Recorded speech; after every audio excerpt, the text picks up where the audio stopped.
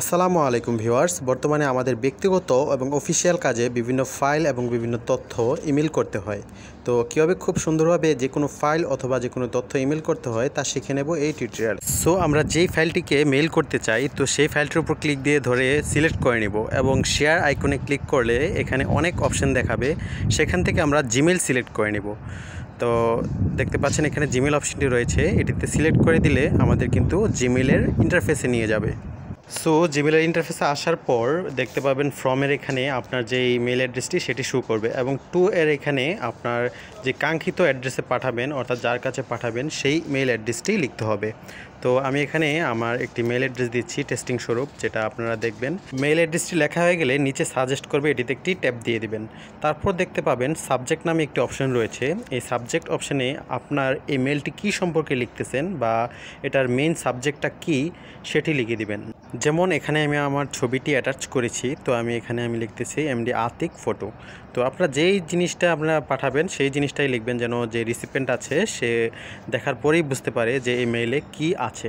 তারপর নিচে দেখতে পাচ্ছেন কম্পোজ ইমেল, এখানে আপনার যে বিভিন্ন তথ্য সেগুলা এখানে লিখবেন।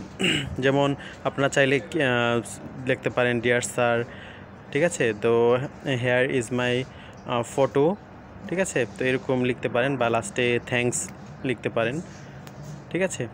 তো এই ধরনের লেখাগুলো লিখে বা আপনার যেই জিনিসটা আপনি লিখে পাঠাতে চাচ্ছেন সেটা এখানে লিখবেন, যেটা যেই প্রাপক আছে সে পড়তে পারবে। আপনার যদি আরও ফাইল থাকে অ্যাটাচ করতে চান তাহলে উপরে ক্লিপের মতো একটা চিহ্ন আছে, সেখানে দেখতে পাবেন অ্যাটাচ ফাইল নামে একটা অপশন রয়েছে।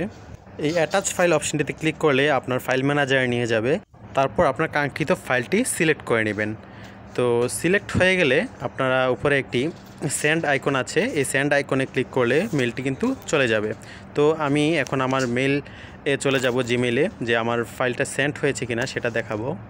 মেইলে আসার পর উপরে কর্নার দিকে 3 লাইন আইকনে ক্লিক করলে নিচের দিকে দেখবেন সেন্ড নামে একটা অপশন রয়েছে, সেখানে গেলে দেখাচ্ছে যে আমার এই ফাইলটি কিন্তু সেন্ড হয়ে গিয়েছে, ঠিক আছে, মেলটি সেন্ড হয়েছে। তো আমি এখন আমার যেই মেল অ্যাড্রেসটিতে পাঠিয়েছি সেটিতে ঢুকে দেখব যে আসলে মেলটি আসছে কিনা।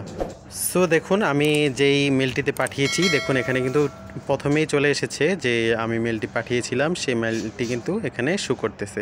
তো এখানে যদি আমরা ভিতরে প্রবেশ করি, মেলটির ভিতরে দেখতে পাবেন যে ছবিটি অ্যাটাচ করেছিলাম সেই ছবিটি কিন্তু এভাবে চলে এসেছে। তো আপনি যার কাছে পাঠাবেন এভাবেই খুব সহজে কিন্তু যে কোনো ফাইল লেখা আপনার রিসিপিয়েন্টের কাছে চলে যাবে।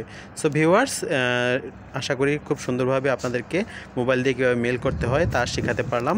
সো ভিউয়ার্স, ভিডিওটি ভালো লাগলে অবশ্যই চ্যানেলটি সাবস্ক্রাইব করে পাশের বেল আইকনটি বাজিয়ে দিবেন। ধন্যবাদ। আসসালামু আলাইকুম।